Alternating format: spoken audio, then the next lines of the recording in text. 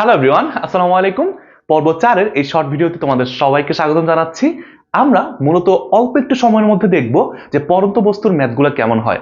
অর্থাৎ উপর থেকে একটা বস্তুকে ফেলে দিলে অথবা নিচ থেকে একটা বস্তুকে খাড়া উপরের দিকে নিক্ষেপ করলে কোন সূত্র ব্যবহার করতে হয় বা কিভাবে ম্যাথ করতে হয় বা ম্যাথের প্রশ্নগুলো কেমন হয় এবং সর্বোচ্চ উচ্চতায় উঠতে কত সময় লাগবে, সর্বোচ্চ উচ্চতায় উঠে আবার নামতে উড্ডয়নকাল এই সূত্র কোনটা হবে এবং সর্বোচ্চ উচ্চতা বের করার সূত্র, এই সবকিছু মূলত আমরা এই একটা ভিডিওতে শেষ করে ফেলবো ইনশাল্লাহ। তো আসো আমরা একটু দেখি কুমিল্লা বোর্ড 2016 সালের প্রশ্নটা। 2016 সালে এই প্রশ্নটা আসছে যখন আমি এসএসসি পরীক্ষা দিয়েছিলাম, যদিও ঢাকা বোর্ড থেকে দিছি, বাট কুমিল্লা বোর্ডে এই প্রশ্নটা আসছে যে এ বস্তুকে 120 মিটার উচ্চতা থেকে মুক্তভাবে ছেড়ে দেওয়া হয়েছে। একই সময়ে বি বস্তুকে 19.6 মিটার পার সেকেন্ড আদি বেগে বা বেগে খাড়া উপরের দিকে নিক্ষেপ করা হয়েছে।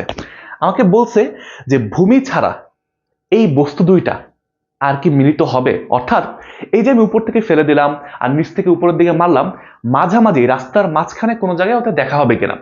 আর মাটিতে তো পড়বেই উপরের বস্তুটা, আর যেটা নিচ থেকে ফেলা হয়েছে উপরের দিকে বা নিক্ষেপ করা হয়েছে ওইটাও তো একসময় নিচে পড়বে। তো আলটিমেটলি ওদের তো মাটিতে একবার দেখা হবে। বাট এখানে বলে দিছে যে ভূমি ছাড়া বা মাটি ছাড়া এই রাস্তার মধ্যে কোথাও কি ওদের দেখা হবে কিনা। তো এই টাইপের প্রশ্নে মূলত আমাকে সময় বের করতে হয় এবং উচ্চতা বের করে দেখতে হয়। এবং আমরা শুরুতে ধরে নিব যে টি সময় পরে ভূমি থেকে এই উচ্চতায় এদের দেখা হবে বা এরা মিলিত হবে, এটা আমরা ধরে নিব। তারপর দেখবো অ্যান্সার কি আসে। খুবই সহজ নিয়ম, এটাকে বুঝি তারপর বাকিটা দেখতেছি।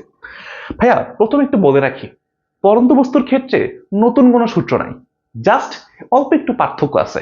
যে আমাদের গতানুগতিক সূত্রগুলো, যে গতি সূত্র আছে, আমরা কিন্তু ভাইয়া পড়ছিলাম যে ভি স্কোয়ার সমান সমান ইউ স্কোয়ার প্লাস 2as।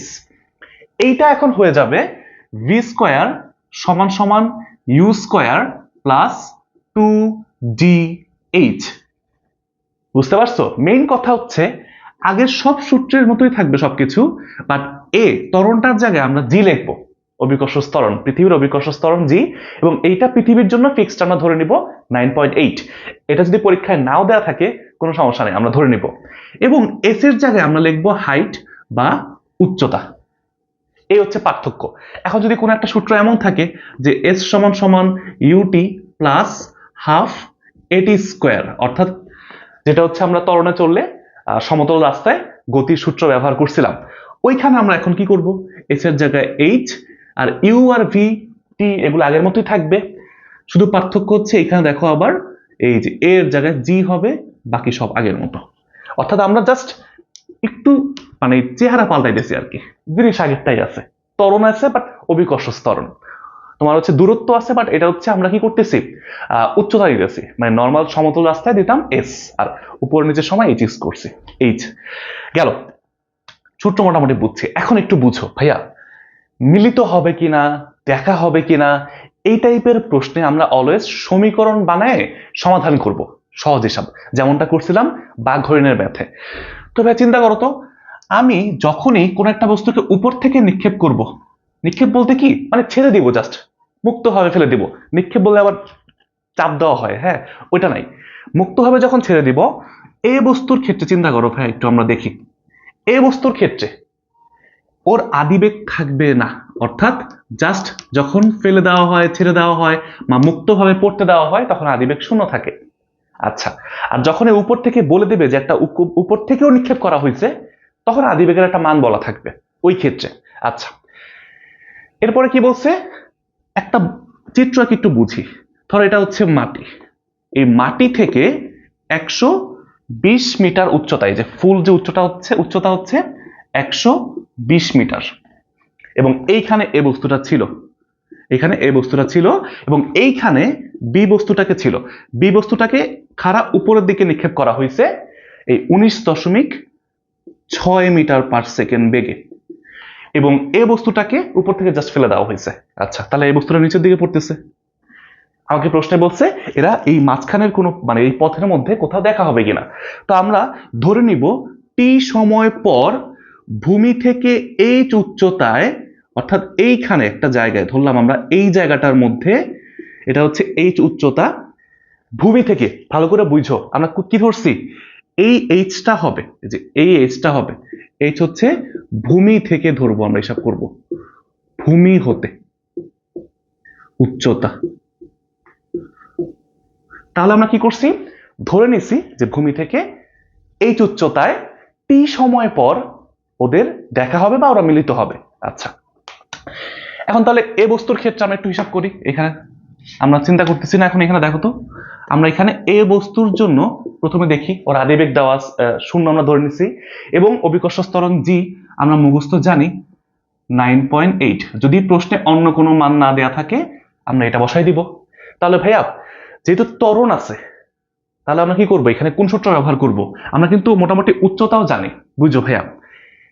যদি ভূমি থেকে এইখানে এই উচ্চতা যদি ওদের দেখা হয়, তার মানে বি বস্তুটা কতটুকু গেছে, বি বস্তুটা এই উচ্চতা উঠছে। তাহলে এ বস্তুটা কতটুকু নিচে নামছে, এ বস্তুর তাহলে এখানে এই উচ্চতা কত ভাইয়া, এইটা হবে মোট দূরত্ব 120 মিটার থেকে এই এইচ এর মানটা বাদ দিব, তাই না? অর্থাৎ আমার এ বস্তুর অতিক্রান্ত দূরত্ব কত, ধরে নিচ্ছি এই পয়েন্টটা দেখা হয়েছে, তাহলে কতটুকু দূরত্ব অতিক্রম করছে উপর থেকে, যাত্রার শুরু থেকে উপর থেকে সে কতটুকু করছে, 120 মাইনাস এইচ। আর বি বস্তুটা আমরা ধরে নিচ্ছি কি করছে, এইচ উচ্চতা উপর উঠছে।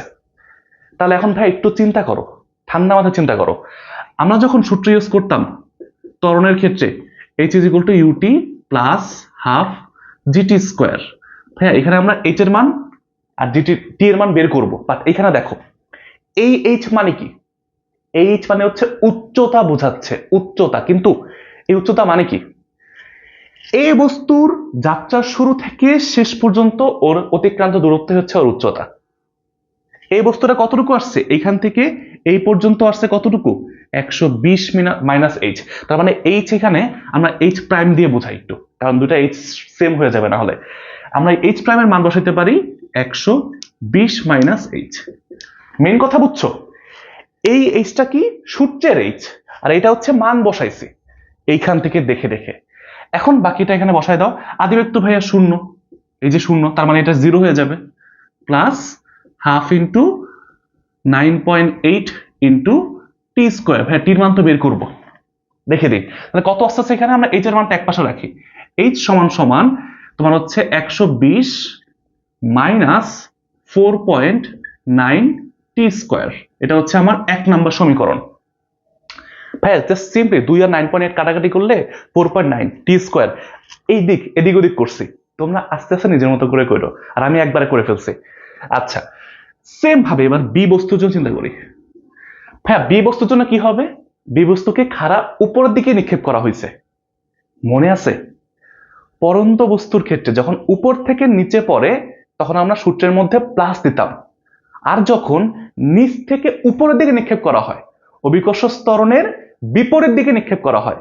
যেহেতু অভিকর্ষ ত্বরণ একটা ভেক্টর রাশি, অভিকর্ষ ত্বরণ নিচের দিকে কাজ করলে প্লাস ধরছি, তাহলে উপরের দিকে যদি আমি নিক্ষেপ করি, ওর বিপরীতে নিক্ষেপ করি, বিপরীত দিক হলে কি হয়, মাইনাস।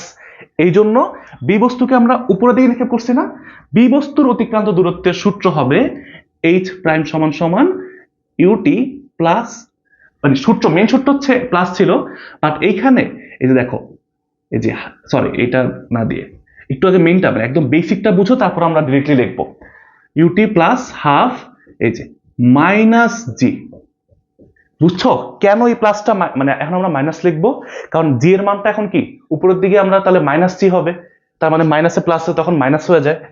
এইভাবে আসছে যে U T minus half G T square.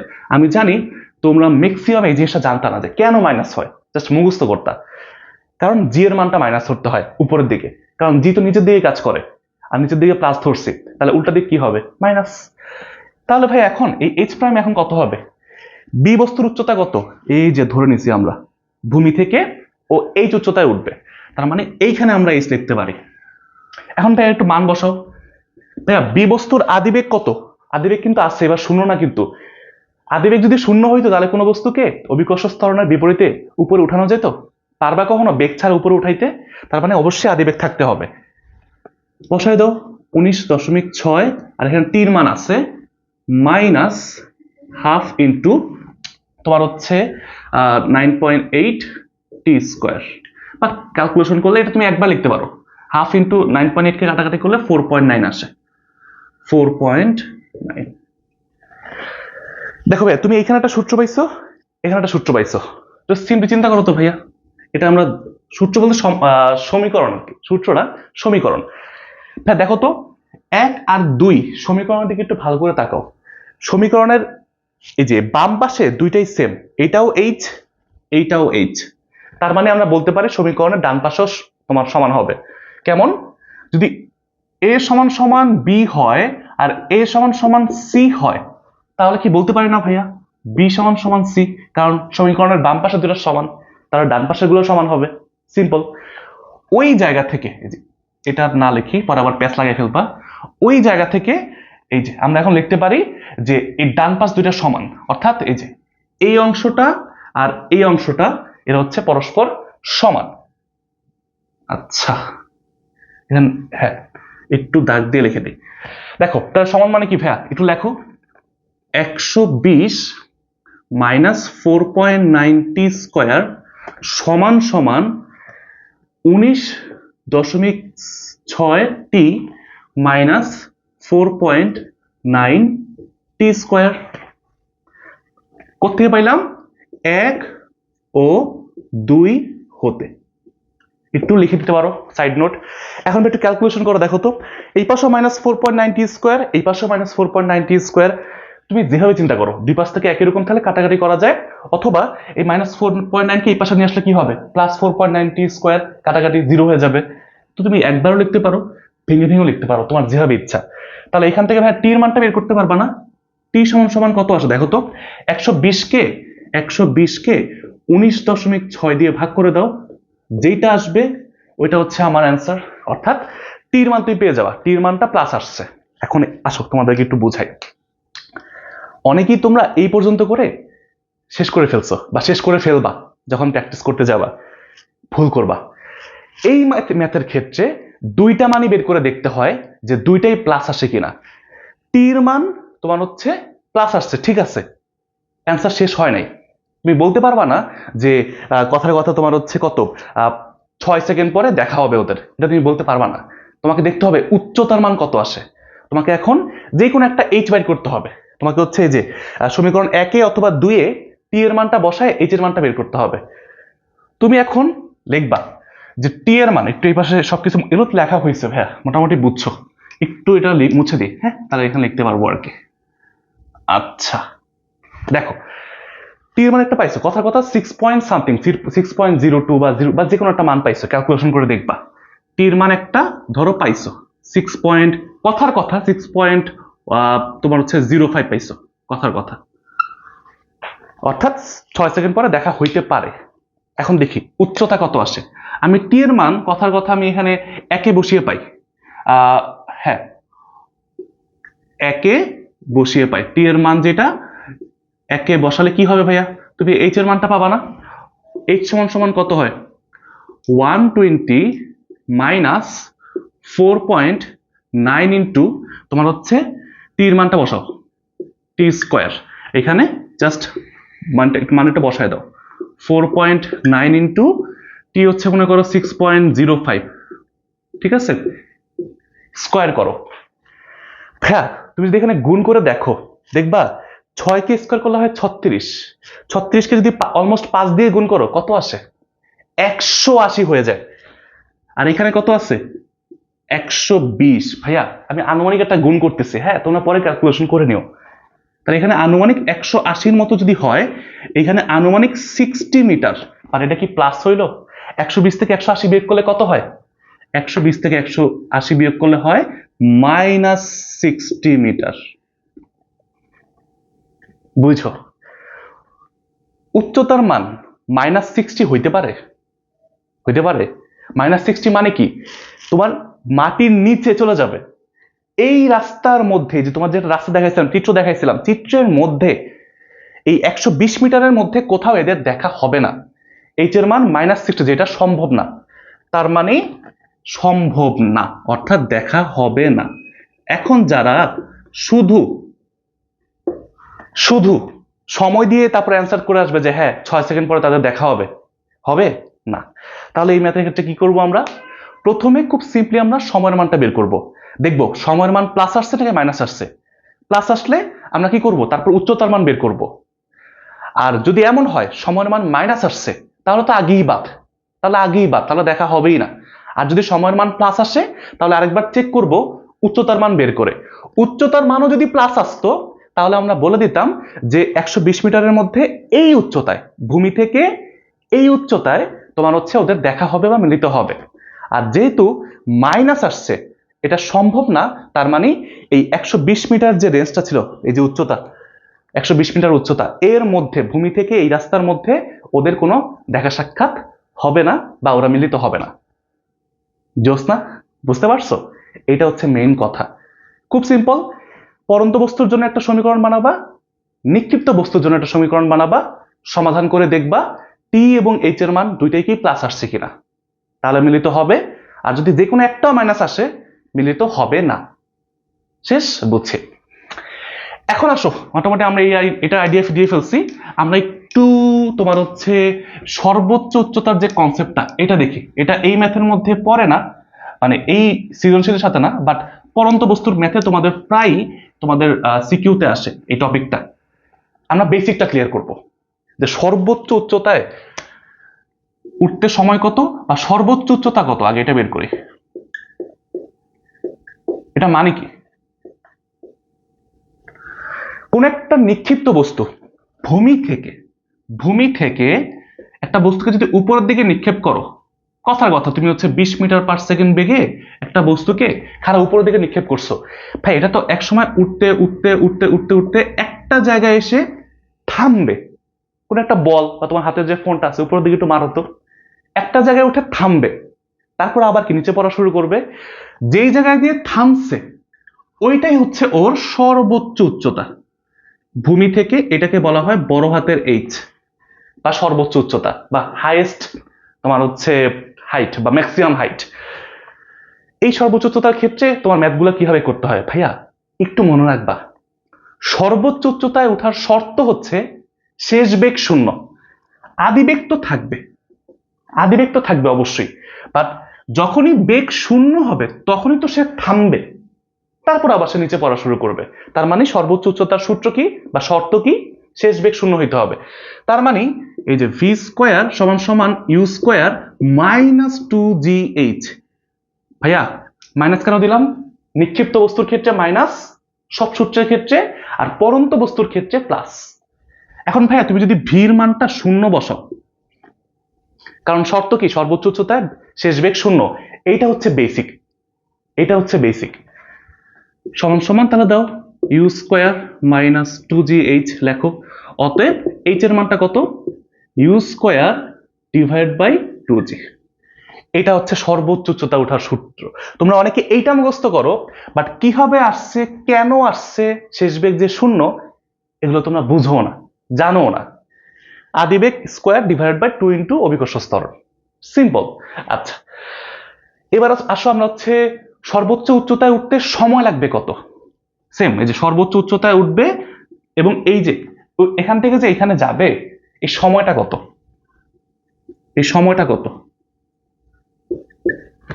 হ্যাঁ, আমরা সূত্র কি জানি? আমরা জানি সময়ের ক্ষেত্রে সূত্র হচ্ছে ভি সমান সমান ইউ মাইনাস জিটি। আবারও বলি মাইনাস কেন? কারণ কি আমরা উপরের দিকে নিক্ষেপ করছি।